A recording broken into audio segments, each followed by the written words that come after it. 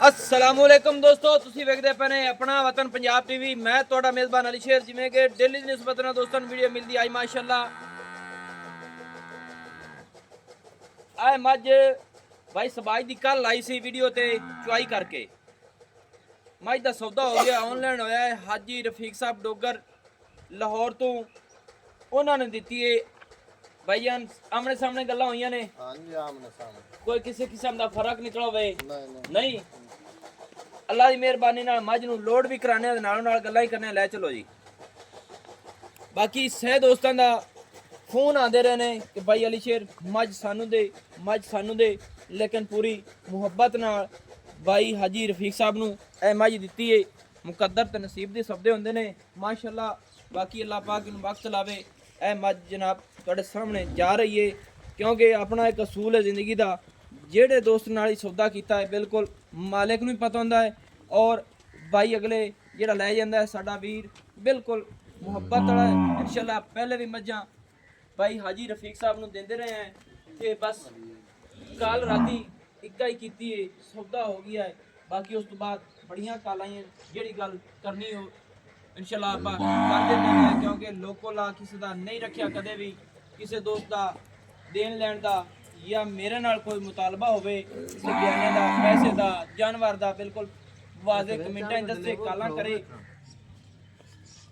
बाकी एक मैं गल करना दोस्तों थोड़ा ही और लावे जी कि ए भाई समाज की मझ अगे किसी दोस्त नूं गुजराने तू ना मैं शो नहीं करना चाहता, लेकिन इतमाद किया जाता है। उनके को पैसे तो थोड़ गए सी 15,000 रुपया। क्यों भाई एवं गल है? 15,000 रुपया को सुबह मैं भाई सबाई नूं आदे पल्लू दे दिता है, लेकिन उस बाद उस मेरी गल नहीं चाहिए।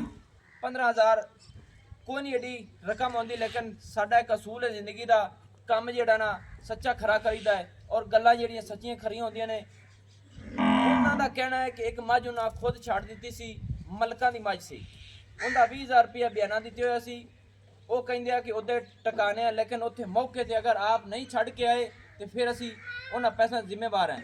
अगर छड़ के आए तो फिर साढ़े पैसे अक्की रबी बनते हैं। तो अगर उनके अगे वीडियो चली जाए तो बिल्कुल वेख के साढ़े पैसे लवा देवे ने तो यूट्यूब ते वीडियो चढ़ जानी है। बाकायदा नंबर भी होंदा है, और उनकी तस्वीरां वीडियो सारियां ने मैं ला देसा, लेकिन मेरी ये सोच नहीं है।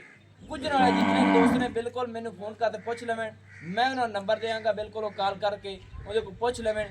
ना भी वाजे नहीं करता और गल भी गुजर है जात दा, लेकिन नहीं ये 15,000 की औकात कहानी होंदी।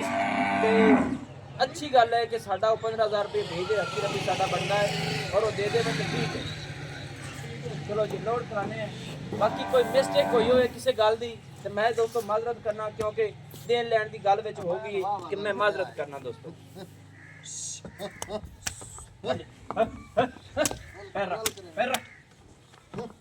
शाबाश।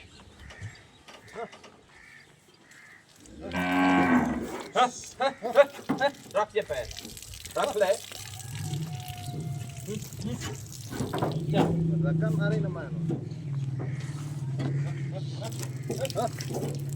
चलेवरा ना बना का ने मैं ना हाथ लगा तो बंद कर।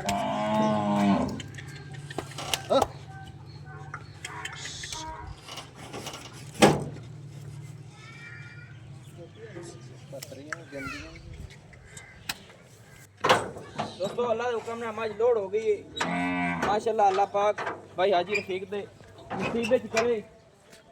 ऑनलाइन दोस्तों पैसे लगे ने, मज एक लोड कराती है, नाल कोशिश करने हैं दूसरी मज लोड कराने हैं। गड्डी दी जनाब नंबर भी खा लो। नंबर जिहड़ा अपना होंदा दोस्तों 0301 65 29 776, तहसीलो जिला पाक पतन शरीफ, डाक खाना होता। दोस्तों की खातिर अच्छी और बेहतरीन वीडियो लेके हाजिर होंगे। अल्लाह हाफिज़। पाकिस्तान जिंदाबाद।